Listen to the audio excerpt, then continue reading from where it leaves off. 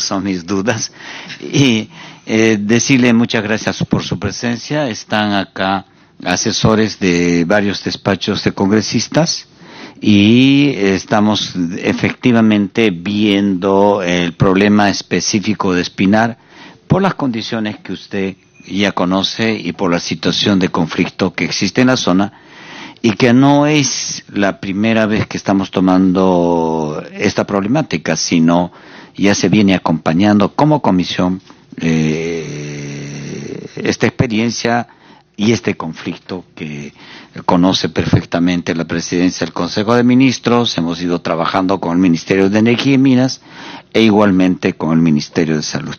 Así que vamos a entrar en esta segunda etapa, que es de comentarios, quizás incrementar el informe, también algunas aclaraciones. Y por favor, estamos a la orden.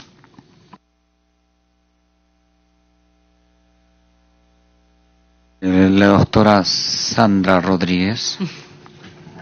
Señor presidente, muy buenos días. Señora congresista, muy buenos días. Compañeros todos, muy buenos días. En primer lugar, felicitar esta mesa de trabajo que ha convocado su presidencia, señor congresista. Conocemos la problemática de cerca de la región Cusco, más aún de la provincia de Espinar, que viene desde hace muchísimos años. Y esperamos que se concluya con algunas propuestas para que el Ejecutivo ya tome acciones respecto a esta problemática que viene por muchos años, que viene depredando los pastos naturales de la provincia de Espinar y obviamente envenenando estas tres cuencas, que son el agua que llevan por ahí, el agua vital para nuestros campesinos en la provincia alta de Espinar. Mi pregunta, señor presidente, es ¿en qué quedaron los acuerdos de la mesa que se instaló el 14 de noviembre del 2017 en Espinar, donde participó el gobierno regional, participó un representante del Ministerio de Vivienda y participó, si más no recuerdo, creo que la señora Mercedes Arauz? Quisiera saber en qué situación quedó, qué acciones se tomaron, cómo van estos acuerdos que llevaron en esa época, señor presidente. Vamos a ir anotando las preguntas y también las aclaraciones, y después respondemos como despacho y con el equipo de asesores. Ya, gracias, señor presidente. ¿Algún otro comentario, pregunta, aclaración? Señor Roberto Abarca. Congresista Willer, buen día. Congresista Rebeca, buen día. Y colegas todos, buenos días. Me auno a la felicitación de la colega que me precedió en la palabra respecto al equipo que ha venido trabajando este tema. En alguna medida tuvimos alguna relación con ellos y me parece que han hecho un excelente trabajo. Un poco para contextualizar algo de la contaminación, ¿no? Y yo creo que la ingeniero Marlene ha abundado, pero sin embargo sería preciso determinar. Hay dos tipos de contaminación. Sí, se puede acercar un poquito más al micro porque como están grabando. Bueno. Ya. Roberto Abarca. Decía respecto a la contaminación, básicamente hay dos procesos de contaminación, la contaminación natural y la contaminación por acción del hombre. Estas dos contaminaciones se pueden diferenciar básicamente en que la contaminación natural ocurre en todo ámbito. Tanto así que muchos sabemos de los prospectos de minerales radioactivos que se encuentran en Macusani, y hay gente que vive en esa zona, pero vive con ese medio.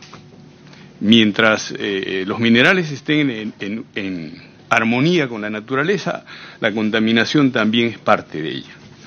Cuando interviene el proceso del hombre, en ese momento ocurre la segunda contaminación, que es la más perniciosa.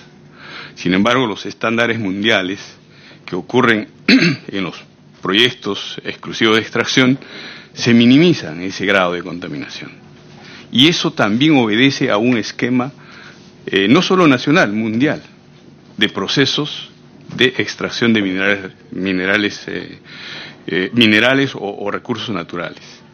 Entonces, ¿qué pasa? Los estados hacen prevalecer esos procesos. Mientras tengamos un estado como tenemos actualmente, no teniendo la posibilidad ni la capacidad de reducir esos procesos contaminantes por el hombre, vamos a tener este y muchos más problemas como el que tenemos actualmente. Este tema de Espinar, también desde el despacho del congresista Villanueva viene haciendo el seguimiento tanto de las personas afectadas como del proceso en sí. Sin embargo, es un tema bastante interesante. El Perú es un país minero. Se ha hecho minería de hace mucho tiempo. Sin embargo, los procesos minerales en el tiempo han cambiado.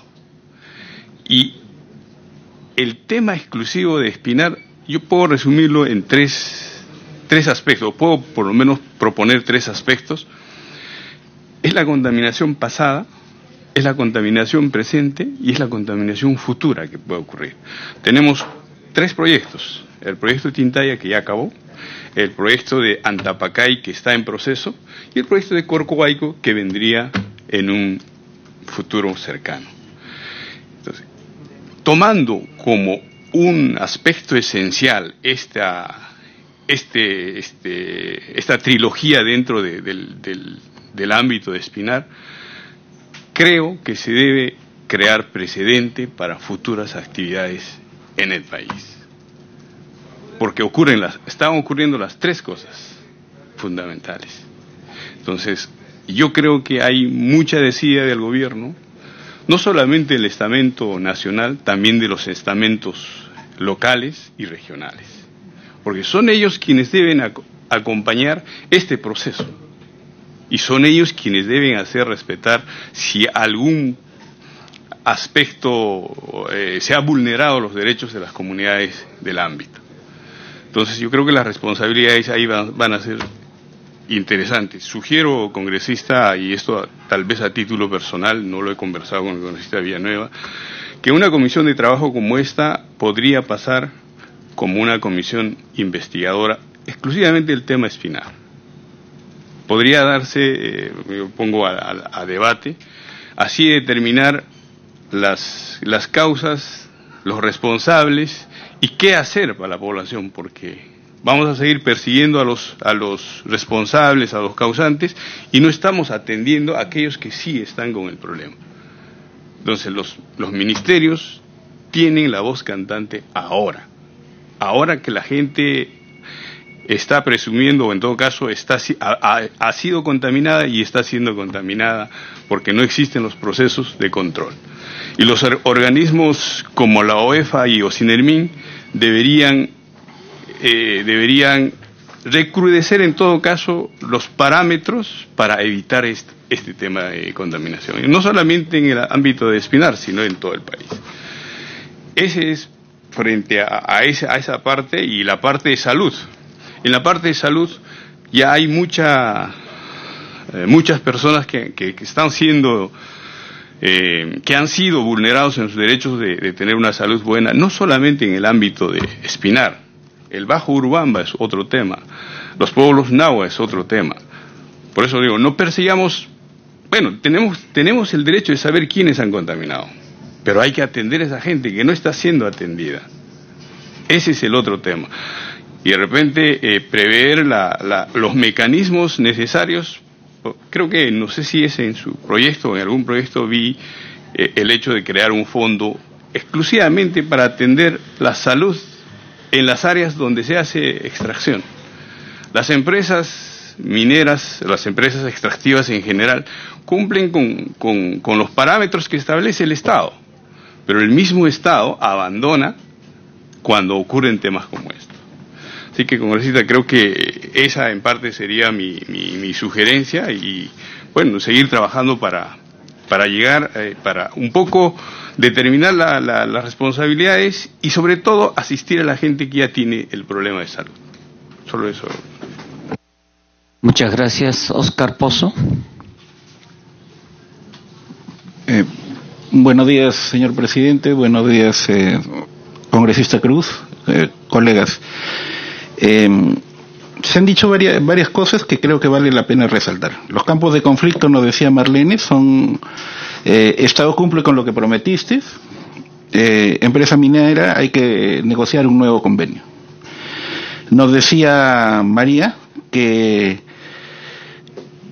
los temas a tratar, que son la falta de identificación de la fuente de contaminación, que esa es una omisión de las funciones del Estado, y la otra es la falta de atención integral de la salud. Y ahí el tema lo redondeó en una frase francamente que es: todos sabemos que es la realidad, pero sin embargo permitimos que esta situación se mantenga, ¿no? O sea, se instalan las mesas de diálogo, se llegan a acuerdos, no se cumplen y no pasa nada, nos dijo María. Y no pasó nada. Y ahora inclusive ya se han levantado las mesas. Ya no existe la mesa de diálogo, de negociación. Entonces, estamos en el Congreso. O sea, una de las funciones que tiene este Congreso es la de control político. ¿Ya? Entonces yo creo que la clave de este taller y la clave de lo que debería producir este esfuerzo, que no creo que sea el último, es trabajar una estrategia de trabajo conjunta entre la bancada, a pesar de que Wilber ya nos ponía la alerta de que el corredor minero que llegaba hasta Cotabambas, hasta Espinar, ahora resulta que hasta Anta, francamente no tenía ese dato, pero en general pues estamos en un país minero, pues, ¿no? Entonces, el tema del control político, a propósito de lo que nos decía Roberto, o sea, esta experiencia nos tiene que servir para que situaciones como esta no se reproduzcan en otros ámbitos. Entonces, el tema del control político es la clave. Y yo creo que lo que falta es trabajar una estrategia de trabajo conjunta para hacer más efectivo ese control político. O sea, cuando nos ofician las comunidades, cuando nos ofician los municipios, nos dicen, ¿sabes qué? La minera no está cumpliendo con tal acuerdo. La minera no está haciendo esto. La minera ha invadido nuestros terrenos. La minera... Y le está pidiendo al Congreso, ustedes por favor hagan algo, porque el Ejecutivo no lo está haciendo, no resuelve, o si resuelve maliciosamente a favor de la empresa. Entonces hay esfuerzos, todos los congresistas van por su parte, ¿ya? Todos los congresistas acuden y tratan de hacer alguna gestión, pero lo que falta es la estrategia de trabajo conjunta entre, en este caso sería la bancada regional Cusco, y en este caso se debería plantear como una propuesta de esta mesa a la propia comisión una estrategia de control político y que tiene que ver con el monitoreo de los conflictos que hay en las diversas zonas. Entonces, yo creo que por ahí va el rol que le compete al Estado. Han habido situaciones que han marcado mucho la coyuntura política, ¿ya? Y que quizás han sido aprovechadas para que temas que no han tenido la misma resonancia mediática no sean pues recogidos y atendidos. Ya todo el mundo ha estado en este tema de la lucha anticorrupción y todo lo demás. Mientras eso han estado ocurriendo todos estos problemas, han estado continuando. Y entonces lo que necesitamos es plantear desde la comisión, ojalá pudieran sumarse, se menciona en una de las recomendaciones el trabajo también con la Comisión de Salud, con el propio ministerio y todo lo demás, generar una corriente de opinión. ¿Ya? Y el tema comunicacional, la estrategia de trabajo va a tener seguramente un componente comunicacional que esperamos trate de compensar o compense en algo el hecho de que no tiene pues la misma resonancia mediática temas como estos, ¿ya? Pero la idea es que nosotros tenemos que levantar este tema. Tenemos que levantar este tema no solo en la región, tenemos que levantarlo a nivel nacional. Esto es un atentado contra la vida. ¿Ya? Es un atentado contra no solamente un tema ambiental, un tema de pleito de tierra, ni nada por el estilo. O sea, quienes hemos ido a Espinar, quienes hemos visitado estas comunidades, esa gente se está muriendo en vida, la están matando. ¿Ya? Gracias. Gracias, Oscar. Roger. Sí, buenos días a todos y a todas. Igual también me sumo a saludar el trabajo hecho por las colegas de la comisión, que nos permiten tener más elementos de juicio sobre lo que está pasando, ¿no? Bueno, el tema minero no es un tema nuevo, como bien lo decía Oscar, es un tema viejo y nuevo, recurrente. Más aún, el caso que estamos hablando desde 1985, más de 30 años de impactos. Y no debe sorprendernos, pues, que el gobierno no asuma su responsabilidad de defender la vida de la gente que vive en este entorno. Entonces, escuchando el informe de ustedes y tratando de leer así al paso los textos que nos han entregado, iba pasando por mi cabeza, ¿y cuál es la lógica que explica toda esta trama social, ambiental? Y entonces intento encontrar una respuesta. Cuando ustedes dicen que no se ha identificado la fuente de la contaminación, tengo la impresión que justamente en esta no identificación de la fuente está la madre del cordero.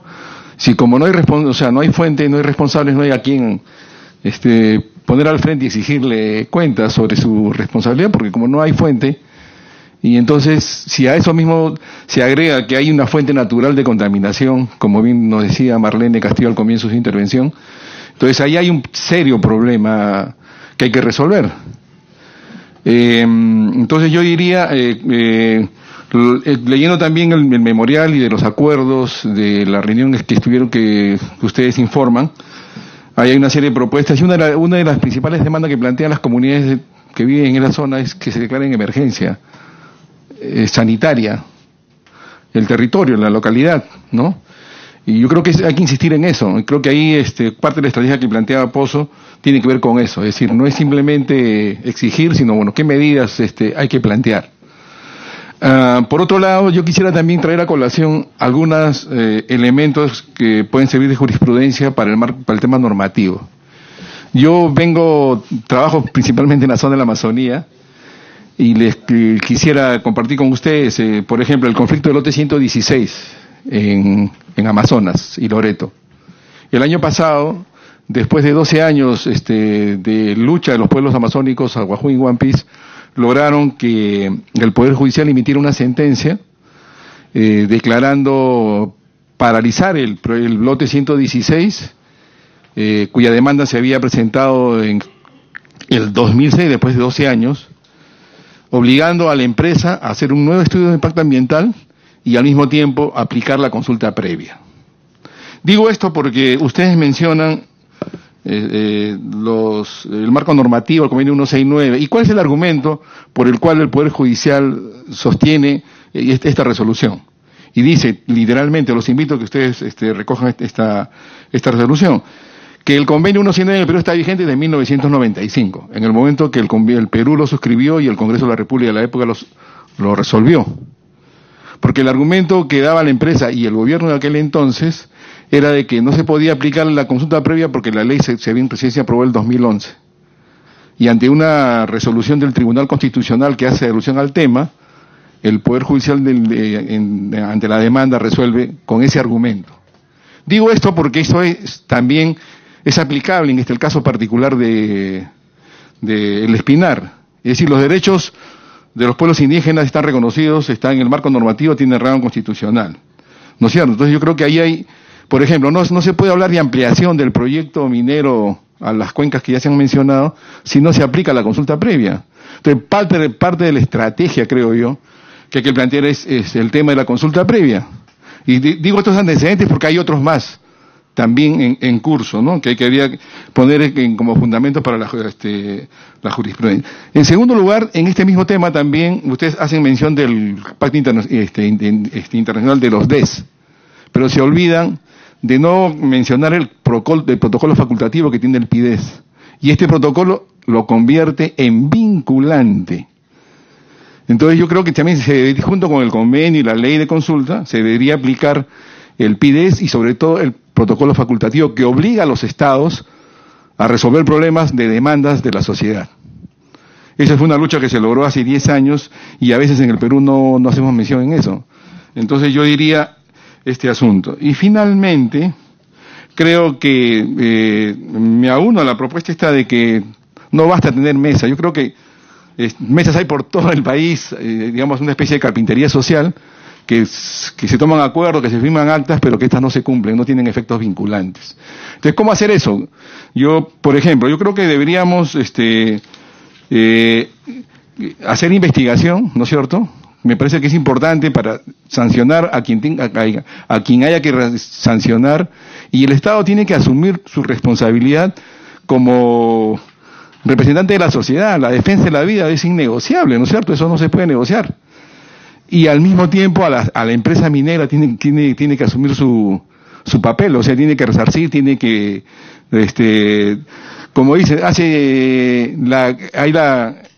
la minería crece económicamente, tiene sus utilidades y hay un estancado, digamos, el resarcimiento a la población. ¿De cuánto dinero estamos hablando en ese margen de años? Sería uno hacer la contabilidad para saber cuánto, aparte de su propia riqueza, su plusvalía, digamos, en la explotación minera, a esta omisión de no resolver durante este periodo de tiempo. ¿Cuánto de plata es eso? ¿Y cuánto de impacto tendría ese dinero en salud, en ambiente, en producción? Y finalmente creo que deberíamos conversar con la gente, bueno, frente a la minería, qué alternativas económicas hay que darle, porque no es simplemente decir no a la minera. O sea, no basta decir no a la minería, porque es bien fácil decir eso. Bueno, ¿qué se plantea como alternativa económica? Porque la gente necesita ingresos, tiene que resolver su tema de desarrollo, de economía, de salud y todo lo demás. Yo creo que hay temas como para seguir trabajando, yo lo dejo ahí. Gracias.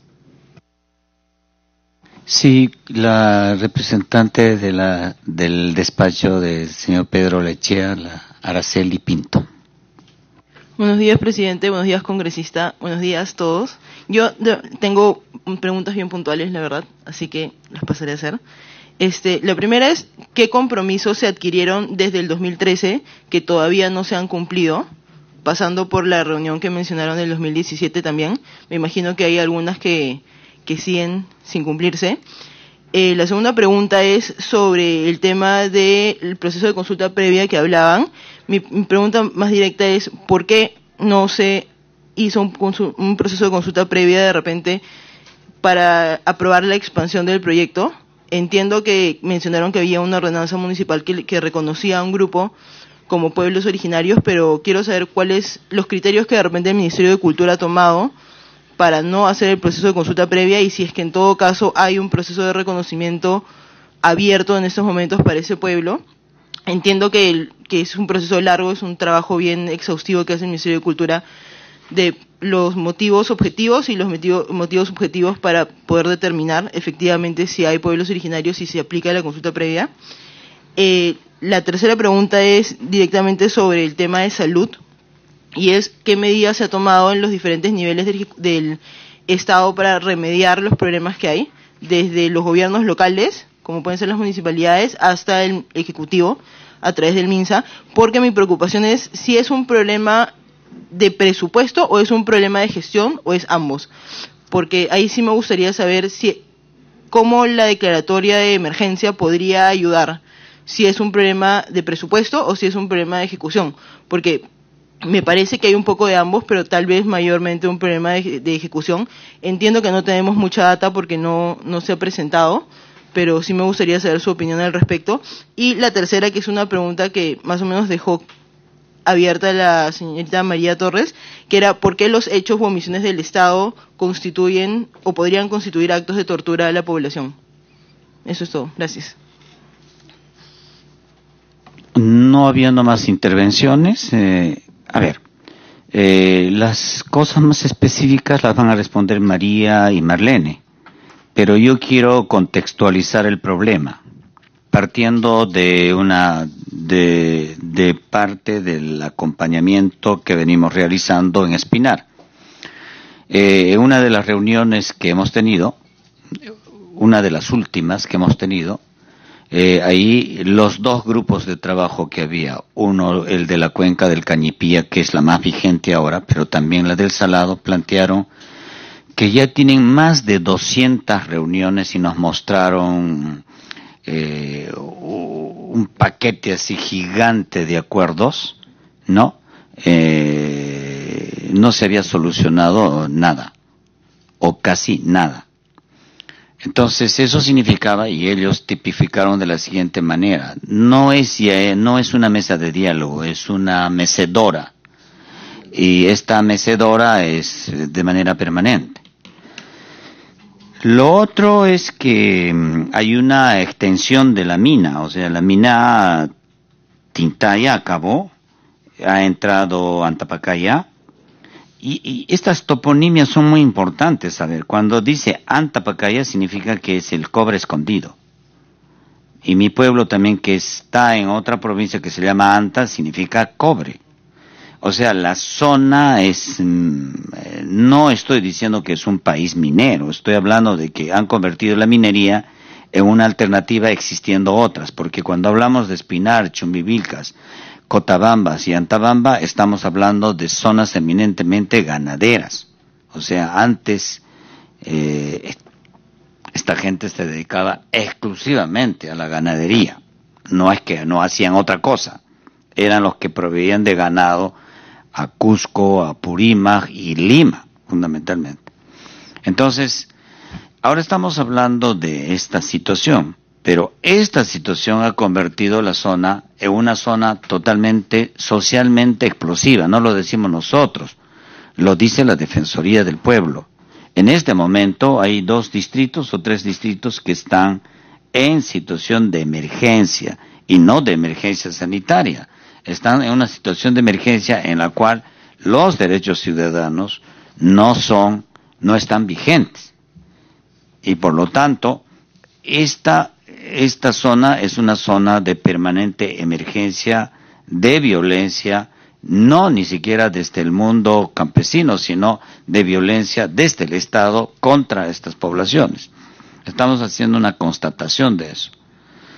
Lo otro, no es que haya gente que esté, que sea antiminera, no, la minería ya está ahí, existe, está presente. No es que alguien se opone a que haya la minería está presente, existe. Y no solamente vamos a hablar grandes compañías mineras, por ejemplo en Chumbivilcas está la Hatbay, que tiene los mismos conflictos con la gente, porque está instalada en cabeceras de cuenca, y que en este momento la gente también ya está hablando de contaminación. Y cuando estamos hablando de otras, en este momento ustedes van a tener en la zona de Capamarca un grupo de campesinos que están viviendo en la carretera en una situación de protesta, ¿cierto? Entonces, no estamos hablando de un foco. Ahora estamos especificando, estamos enfocando Espinar, pero en realidad el problema es el corredor minero. Pero por ahora estamos viendo Espinar solamente dentro del corredor minero. Y cuando estamos hablando de esto, estamos hablando de problemas de contaminación ambiental, pero lo más importante que se está viendo, con eso no le quita la importancia a los demás, estamos hablando de la salud y de la afectación que se tiene en más de 700. En la muestra ha sido de 870. Estamos hablando de esa muestra, de la muestra. Y ahora se ha agravado la situación cuando el propio Ministerio de Salud declara que el agua que está tomando la población de Espinar no lo está diciendo ni el agitador dirigente, lo está diciendo el propio ministerio. Entonces esta situación ha puesto una situación de convulsión la zona. No es de ahora, es de siempre, desde 1983 estamos en ese problema. Entonces el problema es que no los atiende. Ahora, esta comisión, la Comisión de Pueblos Andinos, Amazónicos, Afroperuanos, Ambiente y Ecología, está tomando la situación en acuerdo con sus propios miembros de la comisión, de qué manera podemos ayudar, no para crear más conflictos, sino más bien para solucionar esos conflictos, en la medida de que hay compromisos desde el Ministerio de Energía y Minas, desde la Presidencia del Consejo de Ministros Y hablando con el propio presidente del Consejo de Ministros, él dijo que ya no estaba de acuerdo con las mesas de diálogo, porque para ellos también le consta de que son mecedoras, y que por lo tanto ahora iba a empezar una política de diálogo directo y de solución. Y eso es lo que nos está dando. Y por esa razón hemos estado, la última reunión, con los congresistas Villanueva, con el congresista Pacori, y también fueron invitados todos los miembros, pero no pudieron asistir. Pero eso no significa que no hemos tenido una reunión descentralizada de la comisión y de una manera extraordinaria en la propia ciudad de Espinar. Ahora, antes se llamaba Yauri, ahora más lo conocen como Espinar. Entonces, hemos estado en Espinar y hemos estado en la municipalidad. Esa es la situación.